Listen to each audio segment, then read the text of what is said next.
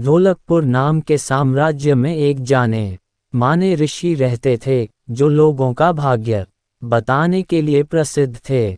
उस राज्य का हर व्यक्ति उन प्रसिद्ध ऋषि व उनके कौशल के बारे में जानता था।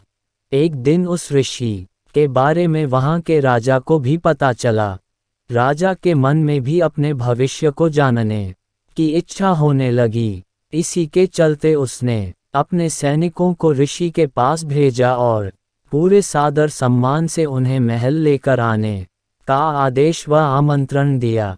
राजा की आज्ञा के अनुसार सैनिक ऋषि के पास गए और ऋषि को राजा का आमंत्रण सुनाते हुए उनसे महल चलने की प्रार्थना करने लगे। ऋषि भी सैनिकों के साथ महल चलने के लिए तैयार हो गए।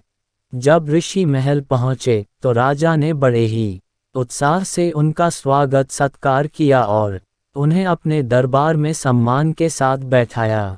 जब ऋषि ने थोड़ा आराम कर लिया तो राजा ने ऋषि के सामने अपने मन की इच्छा रखी और उनसे अपने भविष्य के बारे में पूछा। ऋषि ने राजा से उसकी जन्म कुंडली मंगाई और उसे ध्यान से देखने लगे। कुछ देर तक राजा की कुंडली देखने के बाद प्रसिद्ध ऋषि ने राजा को बताया कि भविष्य में उनका भाग्य आशीर्वाद भरा हुआ है और जीवन में सब कुछ अच्छा ही होगा। इस तरह ऋषि ने राजा के भाग्य में बारे में अच्छी अच्छी बातें बताई। राजा खुद से जुड़ी अच्छी भविष्यवाणी सुनकर बहुत प्रसन्न हुआ। उसने खुश होकर ऋषि को सोने और चांदी का उपहार दिया।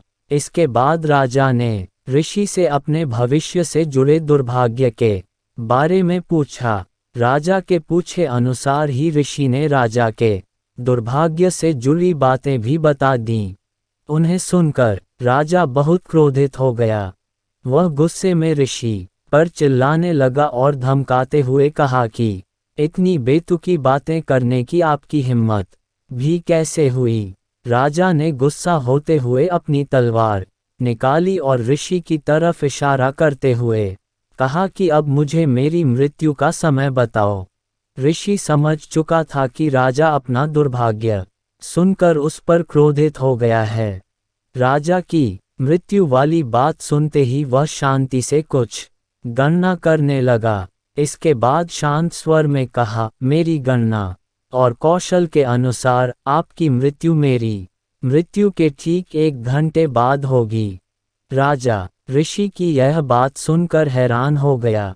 अब उसे अपनी गलती का एहसास होने लगा। उसने तुरंत अपनी तलवार नीचे रखी और ऋषि के साथ किए गए अपने दुर्व्यवहार के लिए उनसे माफ़ी मांगी।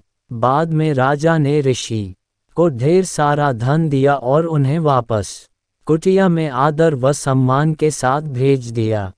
कहानी से सीख, मुश्किल परिस्थितियों में हमें समझदारी से काम लेना चाहिए और मन को शांत रखना चाहिए। ये हुनर हमें हर परेशानी से बाहर निकाल सकता है।